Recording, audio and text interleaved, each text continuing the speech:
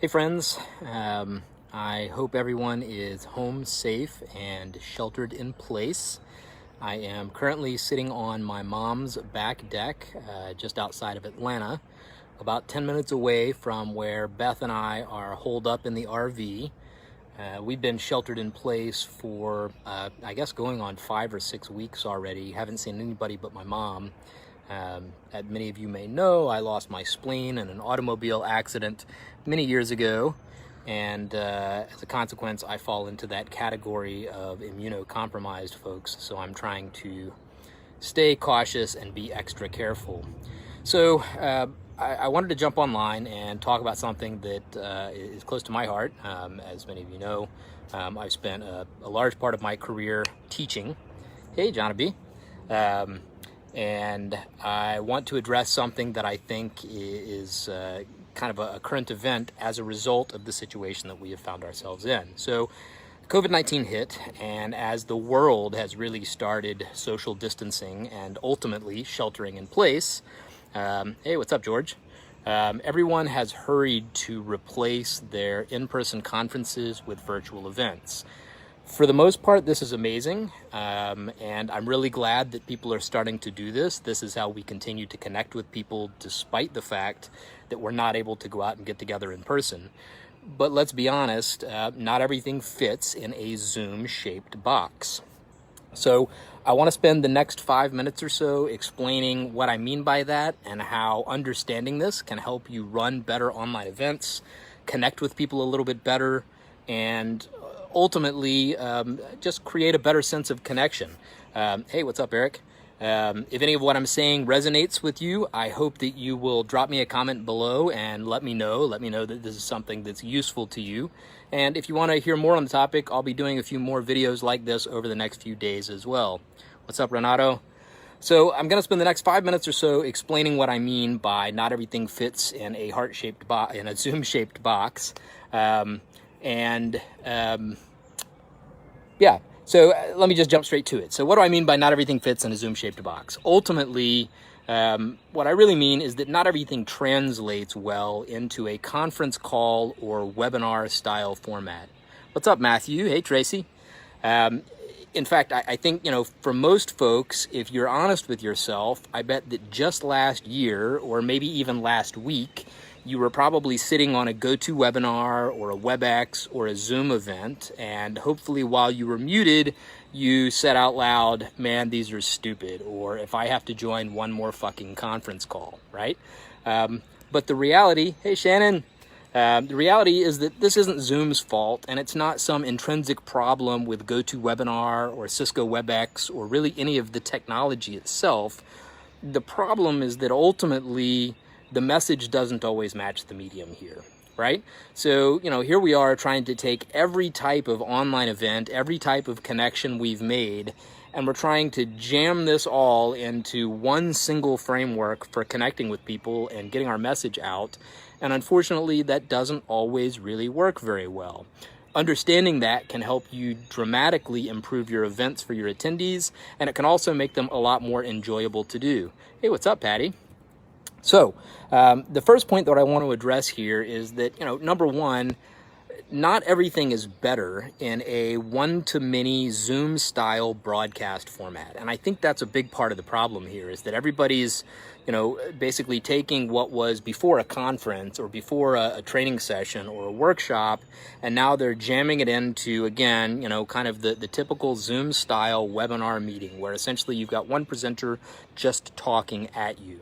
I want to give a hat tip here to Justin Demers, who runs Click Go Live, and he introduced me to the idea that essentially any live video or any live event really should ultimately have two outcomes, either one of two outcomes, and that would be either A, to build connections, or B, to overcome objections. Hey, what's up, Linda? Dan? So again, any live event you're doing, you really want to have one of two primary objections. Are you running the event? Are you trying to reach people in order to build connection with them? Or are you running the event because you want to overcome some objection in some message that you're delivering, something you're selling, some course that you're running, etc.? Hey, what's up, Heidi? I also want to give another hat tip here to Henry Krause, who is the founder of Jet Webinar, and what he goes a step further here and basically says when you're running online events for your business, really ultimately your business events should have one of 4 primary purposes. It should be to educate, to convince, to convert, or to retain, right? Educate, convince, convert, or retain. So again, thinking along the lines of 2 primary outcomes: build connection or overcome objections, and then focus on a purpose: educate, convince, convert, or retain.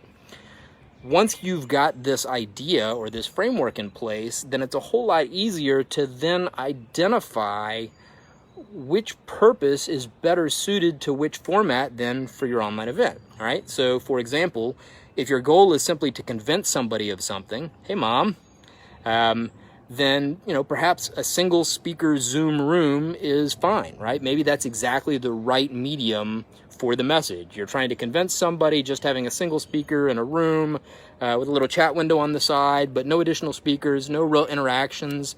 That's probably a perfectly reasonable format.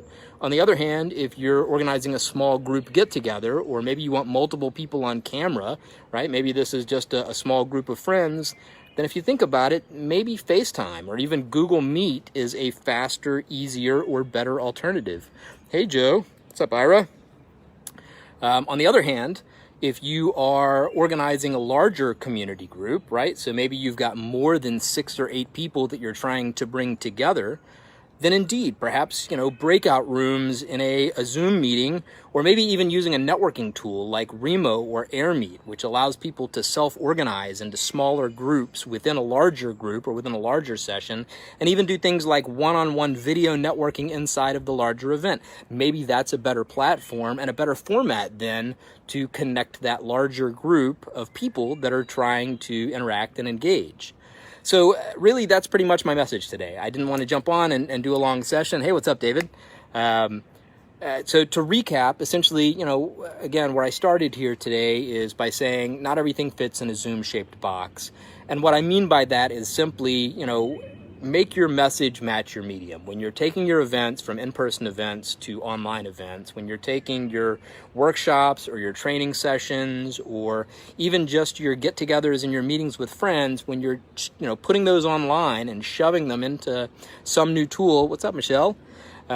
Make sure you consider what your objective is and what the purpose or the outcome that you want to see from that meeting should be.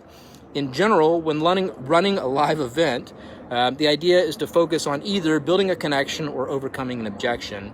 And as I said before, if you're running an event for your business, then you want to focus on finding the right format to either educate, convince, convert, or retain.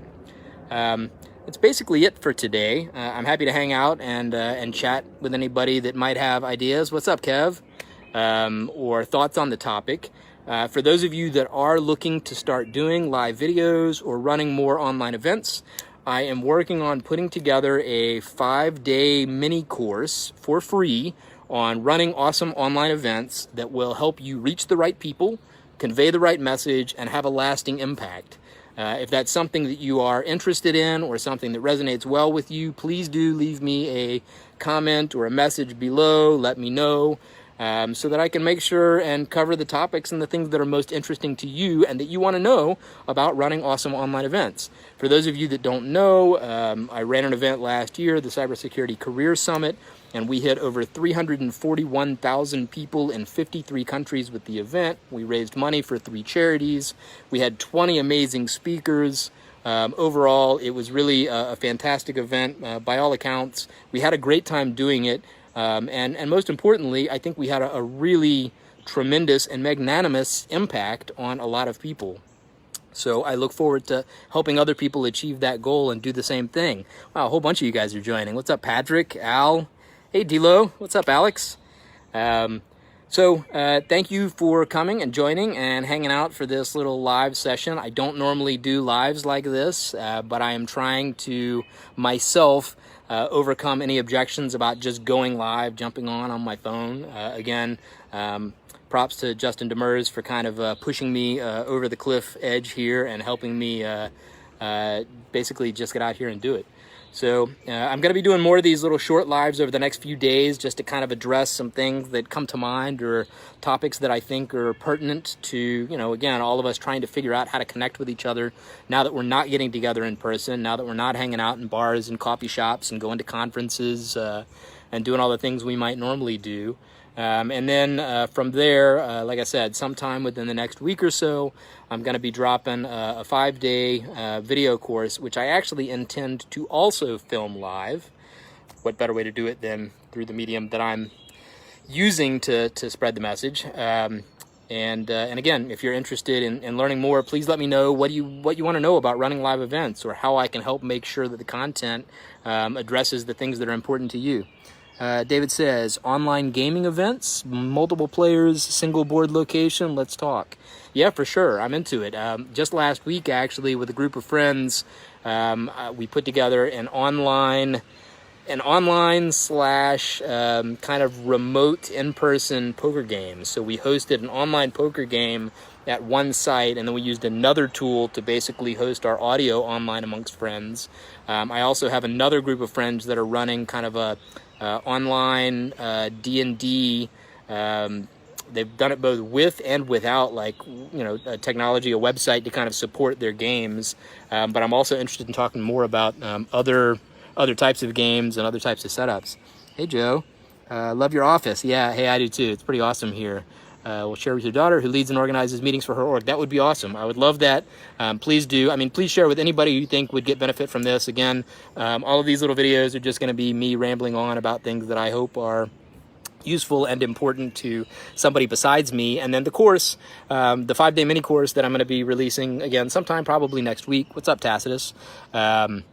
Will be free and hopefully will really share a lot of the messages, the lessons that we learned in running this event, right? It's no small task running an event that reaches 341,000 people in 53 countries. You know, we had our share of obstacles and issues throughout the process. But again, at the end of the day, we had a huge impact, reached the people who needed the content that we were sharing the most. And we got the messages of a lot of amazing and brilliant people out there as well. What's up, Gene? So, yeah, let me know what you guys want to know, what you want me to talk about, what you want me to make sure I include in the course. What's up, Patty? Company I took an Amazon course from might be interested. Cool. Yeah, feel free to make an introduction. I'll check out the website that you posted there in the comments as well. I'd love to learn more. Some of you may know I started a company last year. Actually, initially, really just to run live events for summits and things that we had planned internally. But now with COVID-19, we've kind of pivoted and we've changed our plans. And now we want to share a lot of what we've learned with other people. So we want to teach people how to run amazing events. What's up, Scott? And also, you know, we're looking at running events for other people. So we've got 3 or 4 summits now in the queue, folks that we're going to be working with who also have some really cool things that they want to share or impacts that they want to have. And we're going to help them put those events together and help them reach the global audience or maybe even regional audience that they want to try to reach. What's up, Ryan? Elevated e-commerce. Cool, Patty. Like I said, I look forward to learning more and hearing about what they're doing and see, yeah, where there's interest and alignment. Cool. I think that's all I got. Again, if you got any other questions or comments, please post them down below. If you're watching this on the replay, don't hesitate to add comments after the fact. I will still come back and listen to or read all the comments and try to post responses to anything I see here.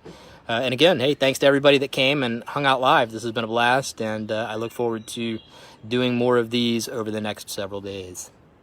Have fun, stay safe, shelter in place, stay the fuck home, and see you guys again soon. Bye.